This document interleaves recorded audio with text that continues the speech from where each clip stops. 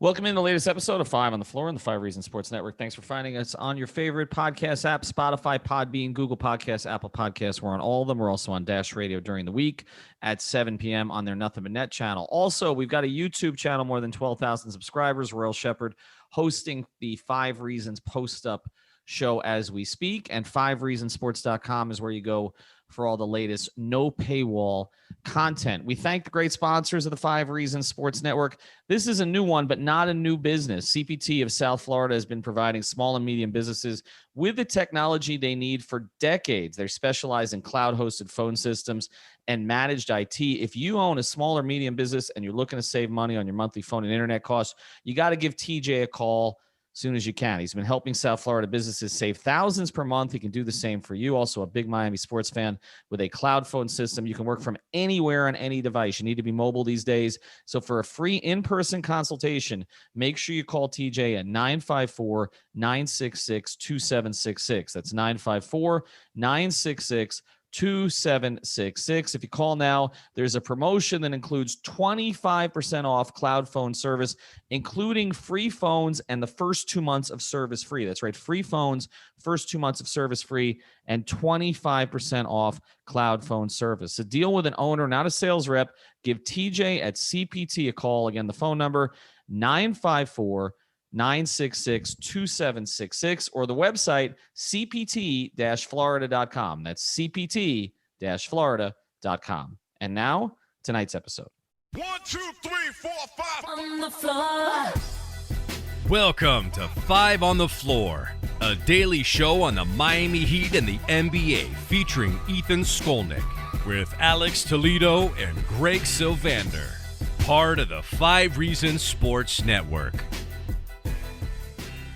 All right, Ethan Skolnick back on 5 on the Floor. Here's the floor plan. I got Greg Sylvander with me. The Miami Heat lose to the Milwaukee Bucks in a game that we thought was a critical game for them. They didn't really play like it. Dominated from the very start of the game. Made a couple of runs, particularly the beginning of the third quarter, but end up losing by double digits. It's becoming clearer now that the Heat are headed for the 6th seed, unless there's some really strange circumstances that happen on Sunday. We'll get into those before the end of the day. But Greg, I want to address a couple of things here at the top, because Heat Twitter was toxic tonight, and it was toxic with a lot of misinformation. So let me try to address some of this, okay? We went into this game knowing that, well, a couple things. One, Kendrick Nunn was questionable, but I said he was likely going to play. He played exceptionally well. He's pretty much the only Heat player who showed up tonight. Kendrick had 31 on the game on 13 of 18 shooting and 4 of 5 from 3. He seems to be the only player on the team that is not fazed by Jimmy Butler not playing. So let's get to the second part of this. Jimmy Butler was planning to play today. He was put on the injury report with a back issue. He worked for 2 days to get the treatment necessary so that he could play in this game. He made the trip to Milwaukee. Nobody goes to Milwaukee and Detroit voluntarily, okay? He made the trip to Milwaukee so that he could play in at least this game. He warmed up and he couldn't go. His back tightened up on him. He didn't go through all of that because Erik Spoelstra planned to sit him tonight. So there was this thing going out on Twitter that, that the Heat weren't taking the game seriously because they sat Jimmy. No, Jimmy's back sat Jimmy, okay? And the need for Jimmy to be right for the playoffs, I was told he'll be fine for the playoffs, but that's what happened there, okay? So that's number one. Number two is, we didn't know, Greg, whether Milwaukee wanted the game or not. I think this was pretty indicative that they did won the game and that they were not afraid of the Heat, because winning the game was likely going to push the Heat into a first-round matchup with them again in a 3-6 situation, because the Bucks are not going to catch the Nets. The Nets have an easy game against, Cleveland, I guess, the last game of the season. So they're going to win that game. They're going to rest everybody by halftime. So I guess I misread the Bucks a little bit here, and I don't know what that tells us, and we should talk about that, about the fact that they did want the Heat when they easily could have pushed the Heat, into a 5 position and then probably drawn the Knicks. But the first part of this, I mean, Greg, did you feel, poor effort aside, the Heat wanted to win tonight, did they not? Oh, for sure. Like, this notion that they would ever sandbag this game in any capacity, hold back on Jimmy, hold back on any, on Kendrick, who ended up playing and looking great. the notion that they would hold any of those guys back because they prefer the Milwaukee matchup, like that, I feel like that was some sort of narrative buzz line that took place last year. That's kind of just followed these two teams when they match up around. That was not the case. The Heat wanted this game. Jimmy was not, as you mentioned, you kind of, detailed that. And I think it's important to recognize that the Heat's winning percentage with Jimmy in the lineup is comparable to Milwaukee. So I feel like having him right for the first round, regardless, is the big goal. But obviously in this particular case, to act like the Heat wouldn't have wanted to stay in the 4-5 and that, path with Philly, there's a lot of, things there that make a ton of sense for them, but it just didn't play out the way that they wanted. A healthy Jimmy is what you really need. And here's the last thing that I'll say about Milwaukee in this matchup. They can't give Giannis the supermax, build this team around him, go into the luxury tax and do everything else that they're doing, and then like run from a team. To quote a new track on J. Cole's album, "Pride is the Devil." Well, they have some pride going here, and they should, you know what I mean? So I don't think that they could have feasibly acted as if that they were going to try to avoid Miami. Yeah, I think that's fair, but I think if Miami had played a really good first half, I think you would have seen Budenholzer cut the minutes in the second half. We never got a chance to see it because Miami was so far behind. So let's address, to me, what were the two big issues tonight, okay? I'm going to throw aside one other, which is that I said on the pregame Tyler Hero would have a big game, and he was a complete non-factor and had a poor game. There were two things here I think we need to discuss, okay? So we'll do Bam second. The decision to start Bjelica today, okay, makes no sense. Oh my gosh. And I am, again, I get painted as, Eric Spoelstra defender in any and all situations. I simply don't get the rationale. He hadn't played in a month, okay? He came to the team out of shape. I have said that they were not really thrilled with the conditioning that he was in. There's been some other things that I don't think they've been entirely thrilled with. I mean, it didn't turn out the way that they hoped. Let's just leave it at that. Okay. Not the first player they've had this year, by the way. A bit aloof. That's just the case with. Okay. Right. Okay. So, and then to start him to basically move Ariza to the 3. And I know sometimes they have Ariza guard down, not just guard up, but guard down and even guard point guards. I don't get it. And I know Bjelica played better in the third quarter, but he played the whole damn third quarter. Like, I don't, I mean, he didn't play for a month. And I think that plays into this idea that the Heat didn't want the game because it was just such a strange decision. I mean, if you're going to say you need more size, okay. I mean, you could play Bam and Dedmon together if you needed to. If you're going to tell me, I mean, shoot, I would have rather seen UD minutes. Right. Okay. You're right. Right. Like that's the thing. Like Bjelica didn't play well. I don't care how the stats like mapped out for him. I'm just going to quickly glance here. So he ended with 20 minutes, 11 points, 3 of 8. All 3 field goals were 3-pointers, 4 rebounds, 4 assists, and a couple steals. So he was active, right? But like to your point, I actually had a college coach text me during the game who watches a lot of Miami basketball and said, "Is there any idea why Bjelica is starting?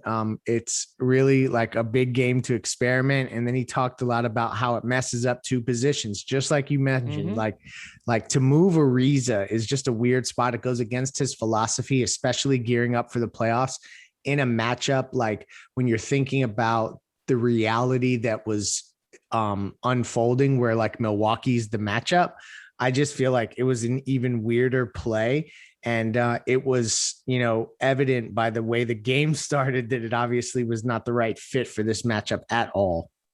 Greg, why would he not start KZ? I mean, I know KZ has struggled this season, but you also know he gives you length. He competes defensively. You just tell him not to shoot the ball, essentially. I'm all for the placeholder. I just don't understand why the placeholder ended up moving Ariza down to the 3. I don't get it. Like if you start KZ can do a couple of the things that Jimmy can do. The placeholder is the reason you don't start Iguodala, okay? Because you want to keep your bench intact. it's just, and I'm not on the call. Look, I think Alex is on the Zoom calls tonight. So everybody says Alex has to hold Spo accountable. I'm sure Ira or somebody will ask the question. And again, the final numbers here cosmetically are going to make it look like a better decision than it was, because he ended up with 11, 4, and 4 in 21 minutes. But I thought the game was lost in the first 6 minutes. Empty stuff completely. I mean, like for them to be, they hit 22 3-point field goals, Ethan, and they shot 45%. Like when they hit 22 threes, I would venture to guess in this playoff run, if they hit 22 threes in any game, I guarantee that they would win. You know what I mean? Like it's just a given. And so like, it was just a weird game that way. And luckily with Jimmy didn't play in any game against Milwaukee this season. So if there's one thing to think about as we kind of inevitably look forward to that matchup, it's that they've never seen this fully formed version of the Heat. No. And look, this is a bad basketball team without Jimmy Butler this year. There's just no way around it. I mean, but I felt like the situation was made worse early by starting a guy who hadn't played in a month, who's to me still looks out of shape, still doesn't look like he knows where to be in certain situations. To me, the counter was maybe you play KZ and you go with athleticism. I mean, look, Haslam still bumps Ariza down to the 3, so you would have the same thing. But at least with UD, you knew he was going to set a screen, maybe take a charge, bring them a little bit of energy early, get them fired up. Honestly, you know what I think got lost the other night when we talked about UD? Because it was such a funny story and a cool story, and he played into it, and he's out after 3 minutes. Like when I watched him for those 3 minutes, I'm like, shouldn't he have played this year a little bit? Yeah. Right.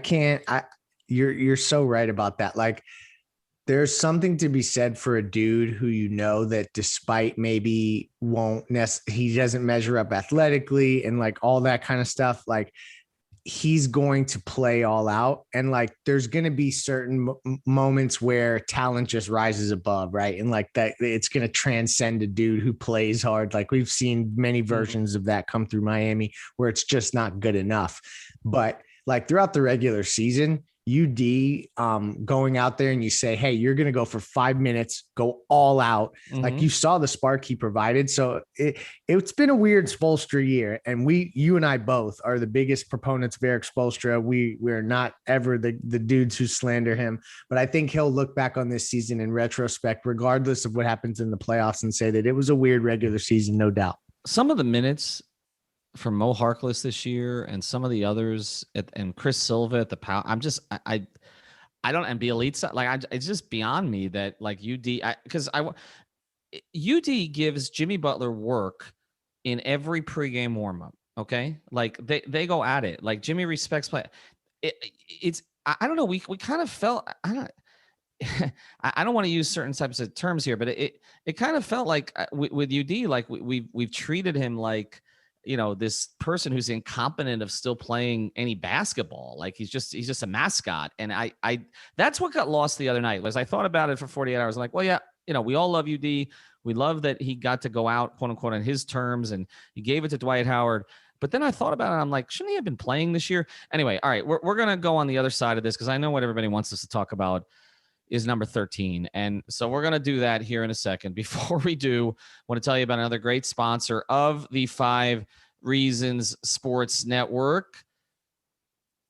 We know that COVID's not over, but it's starting to lift here a little bit. People are able to go obviously out without masks if they're vaccinated, starting to attend more events. We're seeing more and more people come back to the arenas. One of the other things that's starting to come back, trade shows. If your company goes to trade shows or you need a trade show exhibit, you may need some help to get going again. Things have changed a little bit. Maybe your marketing team isn't fully back yet. You got to check out everythingtradeshows.com. That's everythingtradeshows.com. They're based right here in Fort Lauderdale, not very far from where I live, but they can service all 50 states. And basically, they'll do the full booth build for you. They'll do the design. It's a one-stop shop for trade shows, logistics, booth, graphics, furniture, flooring, even some tips to help you get noticed. They'll tell you whether it's better to rent or buy.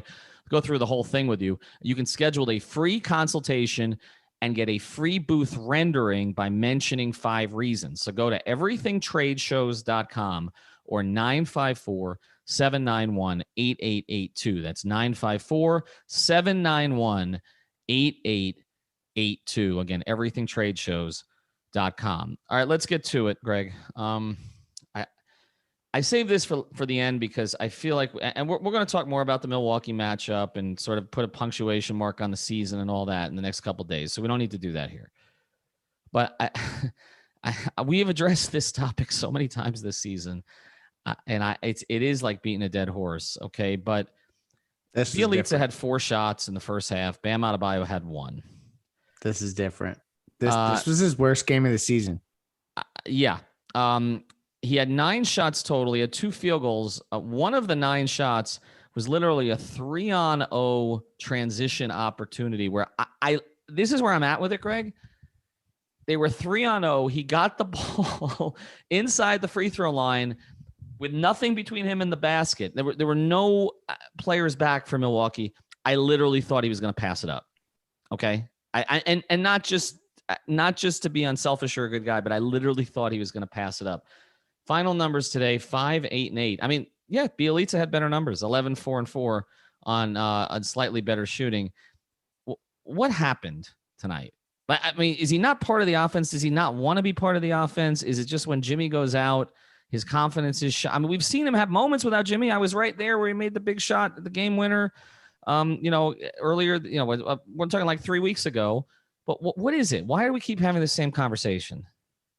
Because he's still young and developing, and he's going to have ups and downs. And it's just a situation where I just think that that because this is the side of the game that doesn't come as natural to him in certain ways, particularly as it relates to creating offense and like being that player, the part of his game that we're going to look at last and say, okay, now we've caught up to the all-star, all NBA version of Bam Adebayo is going to be this last final step. Like, this is it. This is the thing that will catapult him. And he's just not quite there yet. I mean, to put this in perspective tonight, he had 5 points.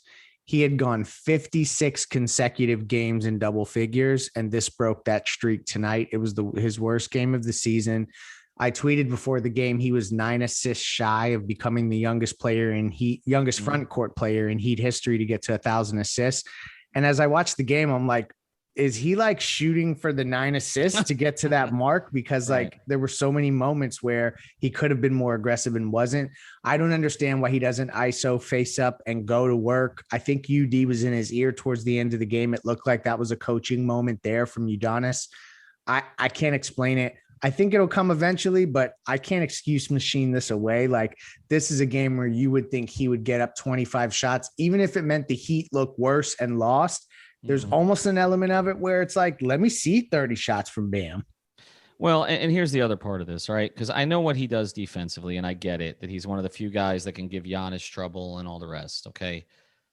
But the burden is great on those who are gifted, right? And I just think that's where we're at. And it's this expression that Riley has had for years, and he brought it out with Dwayne, but he used it with others before.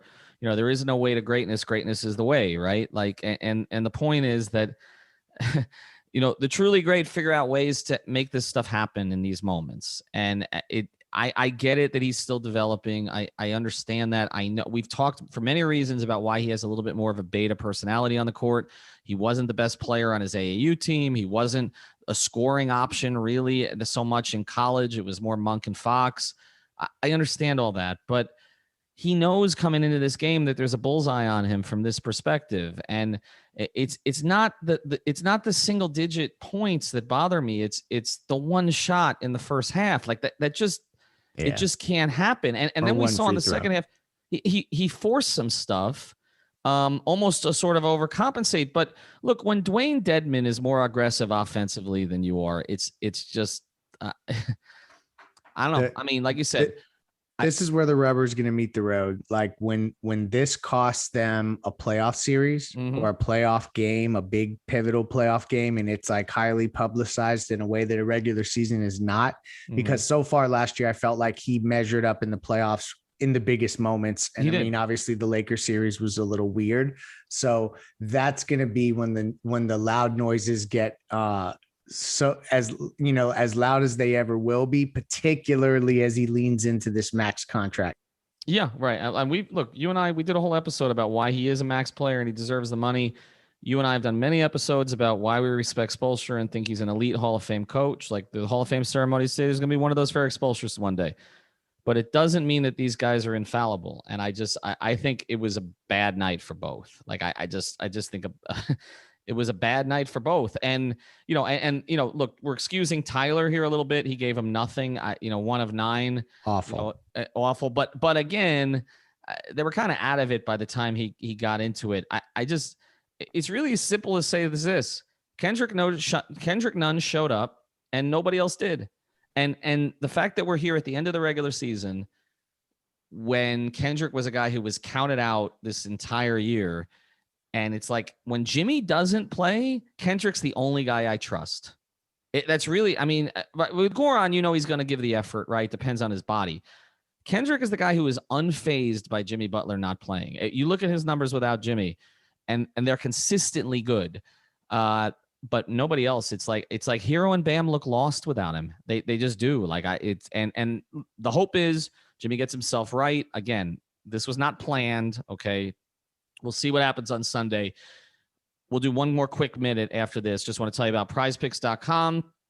Use that code 5. Use the code 5 on the NBA playoffs. They're going to have more props up there. If you want to do the NFL futures, you can do that too. If you have questions about how to play, literally, we did a video about this on the 5 Reasons YouTube channel, but you can also DM me at 5 Reasons Sports, and I will explain it. But check out prizepicks.com. It's the most fun way to play daily fantasy. All right, 1 minute left. Let's just get into the permutations of Sunday. The Heat should pretty much know by the time they play 8 o'clock. I've been told Jimmy Butler's not playing on Sunday anyway. So you hope that the Heat can still win without Jimmy and get a little confidence. But I want to anticipate that if the Knicks beat the Celtics, which is expected, the Knicks want the game. The Celtics, because they can still get home court. The Celtics are not going to play Jason Tatum. And so I would expect a Knicks victory there. Charlotte could have helped the Heat today, but I'm not blaming Charlotte, Greg. The Heat had plenty of opportunities to take this out of other people's hands this year, and they didn't. Yeah. They're going to know at 8 o'clock. I would anticipate if this game doesn't mean anything, you will not see Jimmy, you will not see Dragic, you will not see Iguodala. I think those 3. I think they'll just say, Kendrick, if you can lead us to Kendrick and Tyler, if you can lead us to a victory, do it. But I think that's where we're at right now. I think you're right. I think Bam could sit too, just because it's like you just can't risk you're heading into the playoffs this way. And you're right. Initially, when I looked at the last day, I thought, you know what? Houston is one of those weird teams that could score 134 points against the Hawks and pick them off. You know what I mean? Even though Atlanta is a 13.5-point favorite right now. But now we're in a situation where even if the Hawks lose tomorrow and Miami wins, Atlanta has a tiebreaker. So this is all about Celtics Knicks. To your point, there's no reason why New York doesn't win that game unless some kind of crazy past Knicks energy gets all over them. So it's looking like 3-6. It's looking like Heat Bucks. Mm-hmm. And the good thing is there's a week to prepare. So we got a lot to talk about before then. We will have a lot to talk about. We'll obviously address the fact that it's a little bit of a different Bucks team this year. I don't know necessarily. Jimmy's not afraid of anybody, but I didn't think you wanted Drew Holiday hounding him for 4, 5, 6, or 7 games. But it'll be interesting to watch. Check out our sponsors. Again, cpt-florida.com. Get your IT done there. We mentioned everythingtradeshows.com, prizepicks.com with the code 5. We'll have a ton of content coming up this week. We appreciate you hanging in with us at 5 on the floor. Heat 1 game left in the regular season. We may or may not be back here Sunday night. I'm not sure. We may push back into Monday and maybe pop on the post up on the YouTube channel instead. Have a good night. Thank you for listening to the 5 on the floor on the 5 Reasons Sports Network.